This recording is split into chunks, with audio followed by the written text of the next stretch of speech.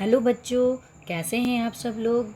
बच्चों, आज हम सब मिलकर हिस्ट्री की क्लास करेंगे। ठीक है बच्चों। बच्चों, आज जो हिस्ट्री का चैप्टर मैं आप लोगों के सामने ले करके आई हूँ, ये है क्लास 9। ओके, क्लास 9 का चैप्टर 1। ओके, चैप्टर 1 है ये। चलिए बच्चों, आज हम क्लास 9 के चैप्टर 1 को समझने की कोशिश करेंगे। बच्चों, ये चैप्टर सीबीएसई और एनसीईआरटी दोनों बोर्ड से रिलेटेड है। दोनों बोर्ड के बच्चे इस चैप्टर को अच्छी तरह से समझ सकते हैं और इससे आसानी से हेल्प ले सकते हैं। ओके बच्चों, तो बच्चों आज हम जिस चैप्टर को समझने वाले हैं वो है French revolution. Okay, French revolution को हम अच्छी तरह से आज समझने की कोशिश करेंगे। ओके, फ्रेंच रेवोल्यूशन मतलब फ्रांसीसी क्रांति। ओके, आज हम लोग क्या समझने वाले हैं बच्चों? फ्रांसीसी क्रांति को समझने वाले हैं। ओके, आज हम इसे अच्छी तरह से समझने का प्रयास करेंगे। बच्चों, फ्रांसीसी क्रांति को समझने से पहले मैं आपको बता देना चाहती हूँ कि फ्रांसीसी क्रांति क्या है। ये फ्रांस के इतिहास की जो राजनीतिक और सामाजिक उथल पुथल हुई थी बच्चों, उथल पुथल, और जो उसमें बहुत ज़्यादा एक आमूल परिवर्तन, बहुत ज़्यादा चेंजेस की एक अवधि आई थी। ठीक है, एक समय आया था, चेंजेस का एक समय आया था, टाइम आया था। ठीक है, जो 1789 से, कब से? 1789 टू 1799 तक चला था। ओके, कब तक चला था? 1789 से 1799 तक आप लोग फ्रांसीसी रेवोल्यूशन को, फ्रेंच रेवोल्यूशन को, फ्रांसीसी क्रांति को देख पाएंगे, उसके बारे में पढ़ पाएंगे कि इस अवधि तक, इतने दिन तक ये क्रांति चली थी। ठीक है बच्चों, तो चलिए बच्चों, अब हम इस पाठ को बढ़ाते हैं। इस क्रांति तो बड़ी थी, इसकी ये जब क्रांति हुई थी, ये क्रांति आगे बढ़ते बढ़ते तब जाके एक गणतंत्र की स्थापना हुई थी बच्चों, फ्रांस में। ठीक है, तो चलिए बच्चों, इतनी सी बातों को जानने से नहीं होगा, हम पूरे चैप्टर को अच्छे से विस्तार पूर्वक पढ़ेंगे, डिटेल में जानेंगे। ओके, मैं लाइन बाय लाइन पढ़ के अच्छी तरह से आपको पूरे चैप्टर को समझाने की कोशिश करूंगी। बच्चों, अगर इस वीडियो में पूरा जो फ्रेंच रेवोल्यूशन का जो चैप्टर है, अगर ये कंप्लीट नहीं भी होता है तो मैं नेक्स्ट वीडियो में, इसके बाद की जो वीडियो आएगी उसमें मैं पूरे चैप्टर को पूरा कंप्लीट कर दूंगी पार्ट वाइज। मैं चैप्टर को बहुत फास्टली नहीं लेकर के जाऊंगी ताकि आपको समझ में ना आए। मैं धीरे धीरे स्टेप बाय स्टेप उसको समझाने का प्रयास करूंगी आपको, ताकि आपको फ्रेंच रेवोल्यूशन क्या है, इससे रिलेटेड इसका क्या प्रभाव पड़ा, कौन कौन से कॉजेज़ थे, उन सबको मैं अच्छी तरह से आपको बताऊं। ठीक है, तो हम लोग धीरे धीरे पढ़ेंगे, कोई हड़बड़ी करने की ज़रूरत ही नहीं है। ठीक है बच्चों, समझ में आ गया? तो चलिए लेट्स स्टार्ट, हम लोग चैप्टर को स्टार्ट करते हैं। सबसे पहले बच्चों इवेंट्स एंड प्रोसेस को जानेंगे। ठीक है, जो घटनाएं और जो प्रक्रियाएं हुई थी उसको हम जानेंगे। ठीक है, in a section you will read about the French Revolution, the Russian revolutions, and the rise of Nazims in different ways. These events were important in the making of the modern world. ठीक है बच्चों, क्या बोल रहा है? बोल रहा है कि इस खंड में आप फ्रांसीसी क्रांति, रूसी क्रांति और नात्सीवाद के उदय का इतिहास को पढ़ेंगे। ठीक है, और आधुनिक विश्व की रचना में इन तीनों घटनाओं का महत्वपूर्ण योगदान रहा है बच्चों। ठीक है, एक जो हम लोग मॉडर्न वर्ल्ड, जो आधुनिक युग जो हम देखेंगे, उसमें इन तीनों जो क्रांति, ये तीनों क्रांति को पूरी तरह से देखा गया है। ठीक है, chapter 1 is on the French revolution. Today we often taken idea of liberty, freedom and equality of granted. But we need to remind over ourselves that these ideas also have a history. By looking at French Revolution, you will read a small part of that history. The French Revolution led to the end of monarchy in French. Our society based on privilege gave way a new system of governance. The Declaration of the Rights of the Man during the Revolution announced the coming of the new time. The idea that all individuals had rights and could claim equality become part of a new language of politics. These notions of equality and freedom emerged as the central ideas of new age, but in different countries they were reinterpreted and rethought in many different ways. The anti-colonial movement, the India and China, Africa and South Africa, produce idea that were inventive and original, but they spoke in a language that gained currency only from the late 18th century. बच्चों यहाँ क्या बोल रहा है? यहाँ बोल रहा है कि जो फ्रांसीसी क्रांति के बारे में है, आज हम मुक्ति और स्वतंत्रता और समानता को सहज, सुलभ और सामान्य मानकर चलते हैं, ठीक है। लेकिन हमें ये याद रखना चाहिए बच्चों कि इन सब का भी एक इतिहास रहा है, ठीक है। फ्रांसीसी क्रांति के जरिए आपको इस इतिहास को एक हिस्से को समझने में मदद मिलेगी। फ्रांसीसी क्रांति ने फ्रांस में राजतंत्र को समाप्त कर दिया था, पूरी तरह से गणतंत्र को लाया था, ठीक है। जो राजतंत्र था वो पूरी तरह से समाप्त हो गया था। विशेषाधिकारों पर आधारित व्यवस्था से शासन की एक नई व्यवस्था उदित हुई थी, उसका उदय हुआ था, ठीक है, जागरण हुआ था। क्रांति के दौरान तैयार किया गया मानव अधिकार घोषणा पत्र एक नए युग में के आगमन का घोतक था, ठीक है। सबके एक समान अधिकार होते थे, हर व्यक्ति बराबरी का दावा कर सकता था, ठीक है। यह सोच राजनीति की नई भाषा का हिस्सा बन गई थी।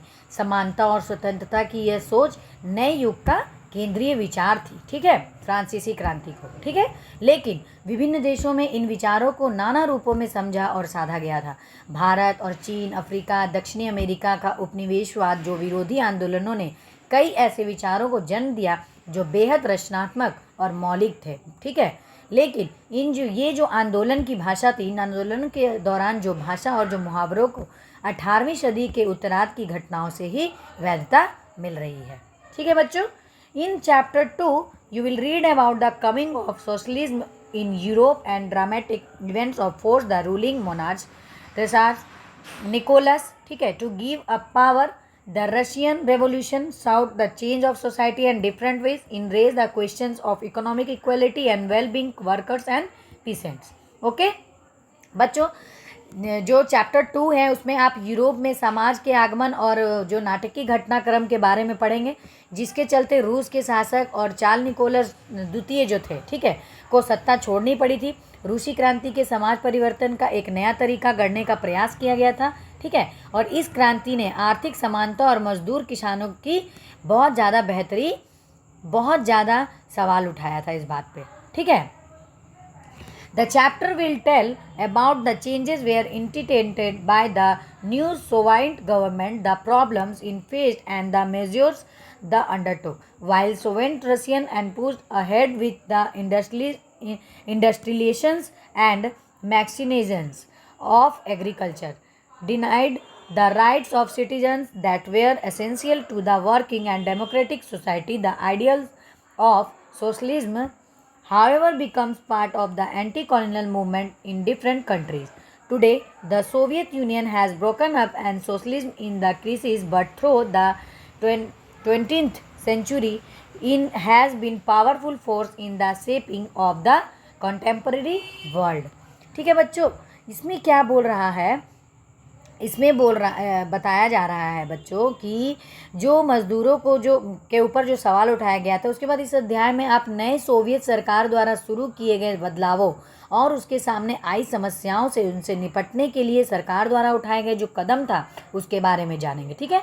सोवियत रूस की सरकार ने खेती के औद्योगिकीकरण और मशीनीकरण का कार्यक्रम को किस प्रकार से आगे बढ़ाया वो देखेंगे, लेकिन उनसे नागरिकों के कई ऐसे अधिकारों का हनन भी किया जो कि लोकतांत्रिक समाज के संचालन के लिए अनिवार्य होते हैं। फिर भी समाजवाद का नारा विभिन्न देशों के उपनिवेशवाद और विरोधी आंदोलन का हिस्सा बना था। आज जो सोवियत संघ बिखर चुका है बच्चों और समाजवाद संकट में है, लेकिन 20वीं सदी के पैमाने पर समकालीन विश्व का रूपाकार तय करने के यह सबसे शक्तिशाली ताकत था, ठीक है। तो फ्रांसीसी क्रांति के बारे में आप लोगों को पता चला बच्चों।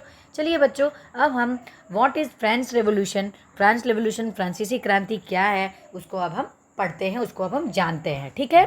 फ्रांसीसी क्रांति मैं यहाँ पे लिख देती हूँ 1789 to 1799, ओके। अब आपको समझ में रहेगा, पता चलेगा, ठीक है। चलिए स्टार्ट करते हैं, let's start. On the morning of 14 July 1789, the city of Paris was the state of alarm. The king had commanded troops to move into the city, rumors spread that he could soon order an army to open fire upon the citizens. Some 17,000 men and women gathered in front of the town hall and decided a form of people's militia. Okay, they broke into a numbers of government buildings in a search of arms. क्या हुआ था बच्चों कि 14 जुलाई 1789 की सुबह जो Paris नगर का में आतंक का माहौल था, ठीक है, सम्राट ने सेना को शहर में घुसने का आदेश दे दिया था। अफवाह थी, क्या अफवाह उड़ी हुई थी कि वह सेना को नागरिकों पर गोलियां चलाने का आदेश देने वाला है। लगभग 7,000 मर्द जितने भी पुरुष थे और औरतें थे वो टाउन हॉल के सामने एकत्र हुए थे और उन्होंने एक जनसेवा का गठन करने का निर्णय किया था। ओके, हथियारों की खोज में वे बहुत से सरकारी भवनों और जबरन प्रवेश कर गए थे। उसके अंदर जबरदस्ती वो इंटर कर गए थे। ठीक है, finally a group of several hundred peoples marched toward the eastern part of the city and stormed the fortress prison and Bastille, where they hoped to find the hoarded ammunition. In the armed fight that followed, the commander of the Bastille was killed and the prisoners released, though there were only 7 of them. Yet the Bastille was hated by all because it stood for the despotic power of the king.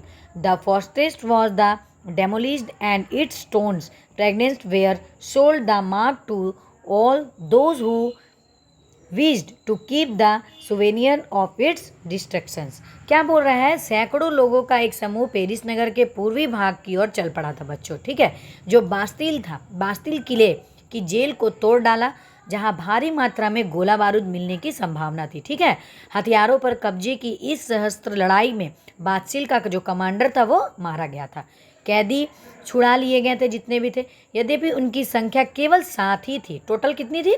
7। ठीक है, सम्राट की निरंकुश शक्तियों का प्रतीक होने के कारण बास्तिल किला लोगों की घृणा का केंद्र बन गया। तो लोग उसे घृणा की दृष्टि से, बहुत ही नफरत की दृष्टि से देखने लगे थे। इसीलिए किले को ढहा दिया गया, मतलब तोड़ दिया गया, उसको तोड़ फोड़ एकदम भूचाल मचा दिया। उसके अवशेष बाजार में उन लोगों के बेच दिए गए थे और इसे ध्वंस के बतौर स्मृति चिन्ह संजोना चाहते थे कि उसका कुछ निशानी वहाँ मिल जाए। ठीक है बच्चों, उसके बाद इस घटना के बाद क्या हुआ था बच्चों, क्या हुआ था? The days that followed the saw the more rioting both the Paris and the countryside. Most people were protesting against the high price of bread. Much later when the historians look back upon this time, they saw it as the beginning of the chain events that ultimately led to the execution of the King France. Though most people at the time did not anticipate this outcome. How and why did this happen? बच्चों, इस घटना के बाद कई दिनों तक Paris तथा देश के देहाती क्षेत्रों में कई और बहुत सारे संघर्ष हुए।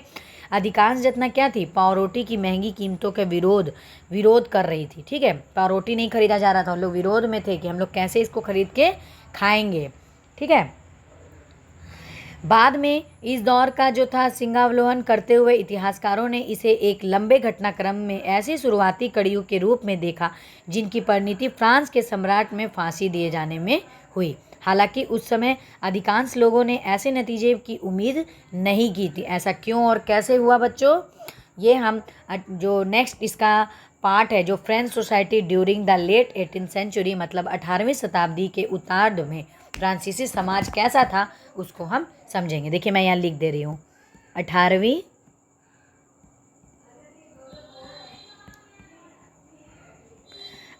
सदी के उत्तरार्ध में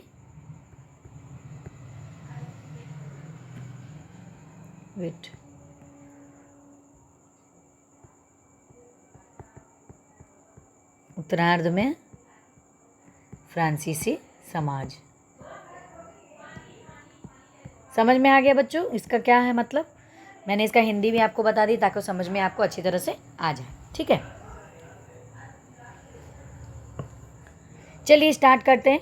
इन 1774 लुईज XVI, ये 16 है, ओके, रोमन नंबर में लिखा हुआ, of the Bourbon family, the king ascended the throne of France. He was 20 years old and married the Australian princess Marie uh, Antoinette. ठीक है. Upon his accession, the new king found an empty treasury. Long years, the wars of drained the financial resource of France. Added of this was the cost maintaining extravagant court of the immense place of Versailles.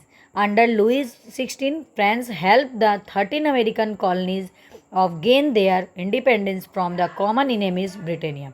The war added more than billions livres and debt that the already rise more than 2 billion livres. ठीक है बच्चों, इसको हम ऐसे समय आपको समझा देती हूँ शॉर्ट में ये क्या है कि बच्चों 1774 में बूर्बो राजवंश का जो लुई 16 ठीक फ्रांस की राजगद्दी पर आसीन हुआ, वहाँ राजगद्दी पे वो बैठा। उस समय उसकी उम्र कितनी थी? सिर्फ और सिर्फ 20 साल थी। ठीक है, उसका विवाह ऑस्ट्रेलिया की राजकुमारी मैरी एंटोनेट से हुआ था। ठीक है, राज्यारोहण के समय उसने राजकोष खाली पाया। बिल्कुल राजकोष जो था वो पूरा तरह से खाली था। लंबे समय तक चले युद्ध के कारण फ्रांस के जो वित्तीय संसाधन जो थे वो पूरी तरह से नष्ट हो गया था। ठीक है, जो वर्साय के विशाल महल और राज दरबार के शानी शौकत बनाए रखने की जो फिजूल खर्ची थी, जो बोझ था वो अलग से था। ठीक है, लुई 16 का शासनकाल में फ्रांस में ने अमेरिका के 13 उपनिवेश जो थे उनको साझा शत्रु ब्रिटेन के आज़ाद कराने में सहायता दी थी। ठीक है, समझ में आ गया? इसको क्या किया था ना उन्होंने, असेस्ट के लोग में की अदा करते थे। वो लोग क्या किए थे कि फ्रांसीसी सरकार ने अपने बजट का बहुत बड़ा हिस्सा दिनों दिन बढ़ते ही जा रहा था, तो कर्ज को चुकाने पर मजबूर थी वो। तो अपने नियमित खर्चों जैसे सेना का रख रखाव था, ठीक है, राज दरबार का क्या कर है, क्या टैक्स में वृद्धि के लिए जो बाध्य हो गई थी, यह कदम भी नाकाफ़ी था। ठीक है, 18वीं सदी में जो फ्रांसीसी समाज जो था वो 3 वेस्ट में बांटा गया था, 3 स्टेजेस में बांट दिया गया था जनसाधारण लोग में। ठीक है, तो वो तीसरे जो एस्टेट के लोग थे, ठीक है, उनको वो जनसाधारण जिसको कहा जाता है वो उसको 3 वर्गों में विभाजित कर दिया गया था। 3 स्टेजेस में उसको विभाजित कर दिया गया था। ओके, तो वो 3 स्टेजेस क्या थे बच्चों? वो देखिए यहाँ पे आपको साइड में यहाँ पे समझाया गया था। फर्स्ट स्टेज क्या था? पहला क्या था? क्लर्जी। ठीक है, इसको क्या बोलते हैं? पादरी वर्ग। क्या बोलते हैं? पादरी वर्ग। ठीक है, मैं ऐसे समझा दे रही हूँ आपको। उसके बाद जो इसके बाद नेक्स्ट आया सेकंड, उसको बोलते हैं नोबिलिटी। ठीक है, तो नोबिलिटी को क्या बोलते हैं? कुलीन वर्ग। क्या बोलते हैं? कुलीन वर्ग। ठीक है, उसके बाद नेक्स्ट जो थर्ड स्टेट आया उसमें आ जाता है आपका बड़े व्यवसायी, बिजनेसमैन जो है, मर्चेंट्स जो कोर्ट ऑफिसर्स, लॉयर्स हैं, मतलब कि वकील हो गए, कर्मचारी हो गए, व्यापारी, अदालती लोग हो गए। उसके बाद जाके पीसेंट्स एंड आर्टिसंस, मतलब कि किसान और जो कारीगर लोग हो गए। उसके बाद small peasants, landless labours, servants, मतलब नौकर मजदूर, भूमिहीन मजदूर और छोटे किसान जो थे वो। ठीक है, समझ में आ गया आप लोगों को? 3 स्टेट्स में मैंने यहाँ पे आपको समझा दिया शॉर्ट में, पूरा क्लियर हो गया होगा कि उसके बाद कैसे कैसे क्या क्या आया। ठीक है, चलिए अब हम लोग आगे बढ़ते हैं। आगे क्या है बच्चों? आगे हम देखेंगे द स्ट्रगल टू सर्वाइव। ठीक है, जीने का संघर्ष। फ्रांस में लोग, वहाँ के लोग कैसे जीने के लिए संघर्ष कर रहे थे वो हम जानेंगे। ठीक है, the population of France rose from the about 23 million in 1750 to 28 millions in 1789। ठीक है बच्चों, फ्रांस की जनसंख्या सन 1715 से में 2.3 करोड़ थी। ठीक है, जो 1789 में बढ़कर 2.8 करोड़ हो गई थी। 2.3 से 2.8 करोड़ हो गई थी। ठीक है, the lead of the rapid increase the demand for the food grain production of grains and could not keep pace with the demand, so the price of bread which was the stable diet of the majority rose rapidly. Most workers were employed as the laborers in workshop whose owners fixed their wages, but wages did not keep pace with the rise in the prices. So the gap between the poor and the rich widened. Things become worse whenever drought or hail reduce the harvest. This leads to a subsistence crisis, some things that occurred frequently in France during the old regime. मतलब कि क्या था?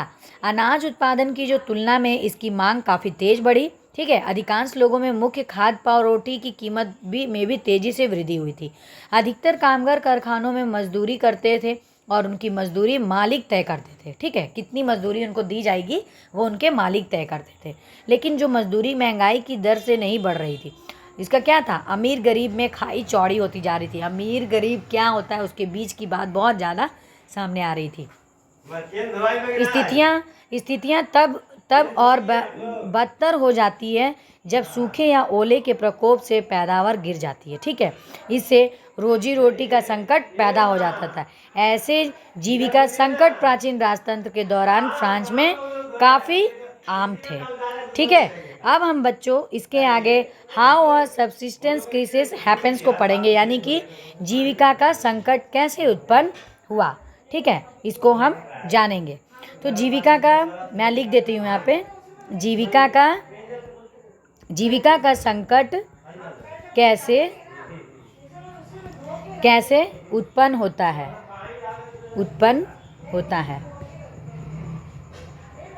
ठीक है, तो ये जो यहाँ पे देखिए, यहाँ पे एक जो चार्ट बना हुआ है इसके जरिए हम समझने की कोशिश करेंगे बच्चों।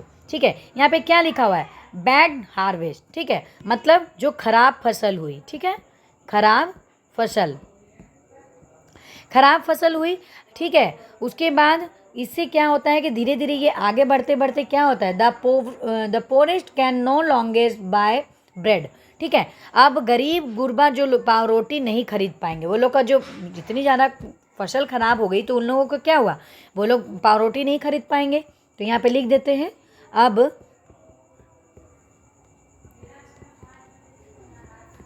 गरीब गुरबा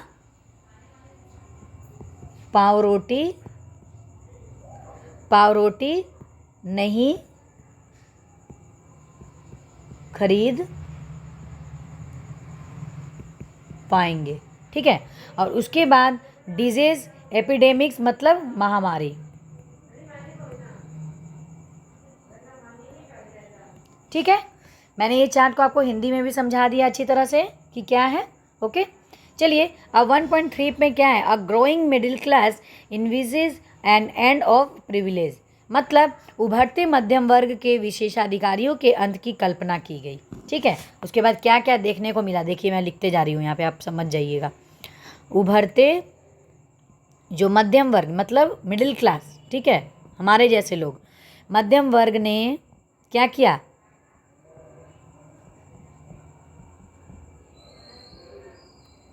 विशेषाधिकारों, ठीक है, विशेषाधिकारों के अंत की कल्पना की। चलिए समझते ये क्या है। In the past, peasants and workers had the participants and the revolts against the increasing taxes, food scarcity, but they lacked the means and the programs to carry out full-scale measures that would bring about a change in the social and economic order. This was left to those groups within the third estate who had become prosperous had access to education and new ideas. बच्चों, पहले ही कर बढ़ने और अकाल के समय से किसान और कामगार विद्रोह जो कर चुके थे, वो लोग बहुत आंदोलन कर रहे थे, विद्रोह कर रहे थे, परंतु उनके पास सामाजिक और आर्थिक व्यवस्था में जो बुनियादी बदलाव लाने के लिए जो साधन और कार्यक्रम नहीं थे उनके पास। ठीक है, कि वो लोग कुछ ऐसा कोई साधन मिले जिससे वो लोग उस चीज़ को आगे बढ़ाएं। ये जो जिम्मेदारी थी वो तीसरे एस्टेट के उन समूहों ने उठाई जो समृद्ध शिक्षित होकर नए विचारों के संपर्क में आ सके। ठीक है बच्चों, आगे में क्या है कि 18वीं सेंचुरी में क्या हुआ, 18वीं सेंचुरी में जो आगे में दिया गया है कि 18वीं सदी में एक नए सामाजिक समूह का उदय हुआ था। ठीक है, जिसे मध्य वर्ग कहा गया। उसे क्या कहा गया था, सोशल ग्रुप एक आया था जिसको कहा गया मिडिल क्लास। ओके, कहा गया, जिसने फैलते जो सांपारिक व्यापार जो थे, जो ऊनी रेशमी वस्त्रों के उत्पादन में बल में संपत्ति अर्जित की थी, ऊनी और रेशमी कपड़ों का या तो निर्यात किया गया था या समाज में समृद्ध लोग उसे खरीद लेते थे। तीसरे स्टेट में इन सौदागरों और निर्माताओं के अलावा प्रशासनिक सेवा व वकील जैसे पेशेवर लोग भी शामिल थे। ठीक है, समझ में आ गया। ये सभी पढ़े लिखे थे। इनका मानना था कि समाज में के किसी भी समूह के पास जन्म विशेषाधिकार नहीं होने चाहिए। किसी भी व्यक्ति की सामाजिक हैसियत का आधार उसकी योग्यता से ही होनी चाहिए। समझ में आ गया क्या कह रहा है? स्वतंत्रता और समान नियमों और समान अवसरों के विचार पर जो आधारित समाज की यह परिकल्पना जो जॉन लॉक और जॉक रूसो ने जैसे दार्शनिकों ने प्रस्तुत की थी, अपने टू ट्राइजेसेस ऑफ गवर्नमेंट में लॉक ने राजा के देवी और निरंकुश अधिकारियों के सिद्धांतों का खंडन किया था। समझ में आ गया? 3 स्टेट्स में उन लोगों ने किस तरह से काम किया, किस तरह से आगे बढ़ाया, समझ में आ गया? बच्चों, आज के चैप्टर्स को हम लोग, आज की वीडियो को हम लोग यहीं पे रोकते हैं, क्योंकि आपका जो फ्रेंच रेवोल्यूशन है वो बहुत ही लेंदी और बहुत ही बड़ा चैप्टर है, तो हम लोग पार्ट वाइज इसको समझेंगे। ठीक है, मैं आपको नेक्स्ट वीडियो में इसका आउटब्रेक्स ऑफ द रेवोल्यूशन जो है उसको मैं आपको, जो क्रांति की शुरुआत है, चलिए आज ही मैं इसको भी बता ही देती हूँ, उसको मैं छोड़ूंगी क्यों। ठीक है, चलिए हम लोग देख लेते हैं कि रेवोल्यूशन की शुरुआत कैसे हुई थी। ठीक है, Louis XVI had the increased taxes for reasons you have learned in the previous section. How do you think he could have gone about doing this? In French, on the old reasons on monarchs did not have the power of impose taxes according to his will alone. Rather, he had to call the meeting of the State General, which would then pass his proposal for a new tax. The State General was the political body to the which has 3 states sent their representative. However, the monarchs alone could be decide when to call the meeting of this body. The last time it was done was in 1614. क्या हुआ बच्चों कि पिछले भाग में आप देख चुके हैं कि किन कारणों से लुई 16 ने कर बढ़ा दिया था। क्या आप साथ सोच सकते हैं बच्चों कि उसने ऐसा कैसे किया होगा? प्राचीन राजतंत्र का जो तहत फ्रांसीसी सम्राट अपनी मर्जी से कर नहीं लगा सकता था। ठीक है, इसके लिए उसे स्टेट जनरल यानी प्रतिनिधि सभा की बैठक बुलाकर नए करों के अपने प्रस्तावों पर मंजूरी लेनी पड़ी। ठीक है, स्टेट जनरल ने का एक राजनीतिक संस्था थी जिसमें तीनों स्टेट अपने अपने प्रतिनिधि भेजते थे। ठीक है, लेकिन सम्राट ही ये निर्णय करता था कि इस संस्था की बैठक कब बुलाई जाएगी, और इसकी अंतिम बैठक कब बुलाई गई थी? 1614 में। समझ में आ गया? उसके बाद on 5 May 1789 Louis 16 call together as assembly of state general to pass proposal for new taxes. A resplendent hall in the Versailles was prepared to host and delegate. The first and second states sent 300 representatives each, who were seated a rows facing each other on 2 sides, while 600 members of third state had to stand at the back. The third state was represented by its more prosperous and educated members. Peasants, artisans, women were denied entry to the assembly. However, their grievances and demands were listened in some 40,000 letters which the representative had brought with them. क्या हुआ कि फ्रांसीसी सम्राट Louis 16 ने 5 May 1789 को नए करों के प्रस्ताव के अनुमोदन के लिए स्टेट जनरल की बैठक बुलाई। ठीक है, प्रतिनिधियों की जो बेजबानी के लिए वर्साय ने एक आलीशान भवन को सजाया गया था। पहले और दूसरे स्टेट ने इस बैठक में 300 अलग अलग प्रतिनिधि भेजे जो आमने सामने की कतारों में बिठाए गए थे। तीसरे स्टेट से 600 प्रतिनिधि उनके पीछे खड़े किए गए। अब तीसरे स्टेट का जो प्रतिनिधित्व तो इसके अपेक्षाकृत समृद्ध और शिक्षित वर्ग कर रहे थे। ठीक है, उसमें कौन था? किसान, औरत, कारीगर की सभा प्रवेश वर्जित, उसमें वर्जित मतलब उन लोगों को अंदर जाना नहीं था। फिर भी लगभग 40,000 पत्रों के माध्यम से उनकी शिकायतों एवं मांगों की सूची बनाएगी कि उनका क्या क्या प्रॉब्लम्स है उनको। अब वो लोग अगर अंदर नहीं आएंगे तो प्रॉब्लम्स को कैसे लाएंगे? तो वो लेटर्स के जरिए 40,000 लेटर्स पत्र वहाँ उनकी सूची बनाई गई थी। ठीक है, जिसे प्रतिनिधि अपने साथ लेकर आए थे। उसके बाद क्या हुआ था बच्चों की स्टेट जनरल के नियमों के अनुसार प्रत्येक वर्ग को एक मत देने का अधिकार था। ठीक है, इस बार लुई 16 की इस प्रथा का पालन करने के लिए दृढ़ प्रतिज्ञ था, परंतु जो तीसरे वर्ग के प्रतिनिधियों की मांग रखी गई थी, अब की बार पूरी सभा द्वारा मतदान कराया जाना चाहिए जिससे प्रत्येक सदस्य को एक मत देने का अधिकार होगा, तभी तो गणतंत्र आएगा, लोकतंत्र आएगा।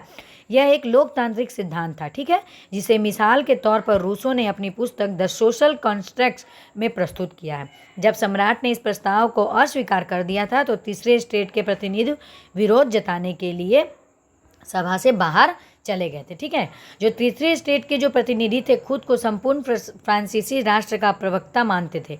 20 जून को ये प्रतिनिधि वर्साय के इंडोर टेनिस कोर्ट में जमा हुए। उन्होंने अपने आप को नेशनल असेंबली घोषित कर दिया और शपथ ली थी कि जब तक सम्राट की शक्तियों को कम करने वाला संविधान तैयार नहीं किया जाएगा तब तक असेंबली भंग नहीं होगी।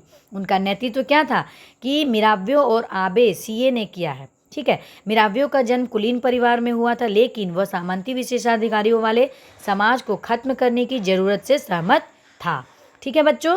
तो बच्चों आप लोगों को का ये जो चैप्टर है मैं नेक्स्ट वीडियो में इसको पूरी तरह से कंप्लीट करूंगी। आज मैंने आपको किस तरह से क्रांति की शुरुआत हुई मैंने आपको समझा दिया, ठीक है। और आगे का जो पॉइंट्स है, आगे की जो घटनाएं हैं उसको हम नेक्स्ट पढ़ेंगे। उसके बाद हम लोग फ्रांस का जो संवैधानिक राजतंत्र बनाया गया था उसको पढ़ेंगे, ठीक है। यहाँ देखिए, यहाँ पे पॉइंट दिया गया है, देखिए, France becomes the constitutional monarchy, ठीक है। तो ये जो राजतंत्र बन गया था उसको हम बाद में नेक्स्ट वीडियो में जानेंगे, ठीक है बच्चों आज की वीडियो आप लोगों को कैसी लगी, वीडियो में आप कमेंट करें। अगर आपको वीडियो अच्छी लगी है तो वीडियो को आप लाइक करें, शेयर करें, ठीक है बच्चों। और अगर आप चैनल पर नए हैं बच्चों तो चैनल को सब्सक्राइब करना बिल्कुल भी ना भूलें, ठीक है बच्चों। मैं परमजीत आप लोगों का बहुत बहुत धन्यवाद देती हूँ वीडियो को शुरू से लेकर अंत तक देखने के लिए, वीडियो को समझने के लिए आप लोगों का बहुत बहुत धन्यवाद। आज की वीडियो में बच्चों इतना ही था। आगे का जो पार्ट है वो मैं नेक्स्ट वीडियो में पक्का मैं लेकर के आऊँगी और आपका पूरा का पूरा चैप्टर कंप्लीट करूँगी। कंप्लीट किए बिना मैं छोड़ूंगी नहीं, पूरा कंप्लीट, भले वो एक पार्ट में हो। चैप्टर बहुत बड़ा है बच्चों, इसीलिए वो एक पार्ट में कंप्लीट नहीं होगा। उतना ही मैंने आपको समझाया जितना आप समझ सको। एक ही बार पूरा समझाने का प्रयास करूँगी तो आपको समझ में नहीं आएगा, इसीलिए मैंने इसको पार्ट वाइज में इसको समझाऊँगी। आज मैंने पार्ट 1 दिया, नेक्स्ट डे कल मैं आपके लिए पार्ट 2 लाऊंगी, उसके बाद पार्ट 3, उसके बाद मैं पूरे चैप्टर को कंप्लीट कर दूंगी, ठीक है बच्चों। तो आज की वीडियो में इतना ही था। आपका बहुत बहुत धन्यवाद वीडियो देखने के लिए। अभी तक के लिए इतना ही था। Thank you so much. Bye bye बच्चों, टेक केयर।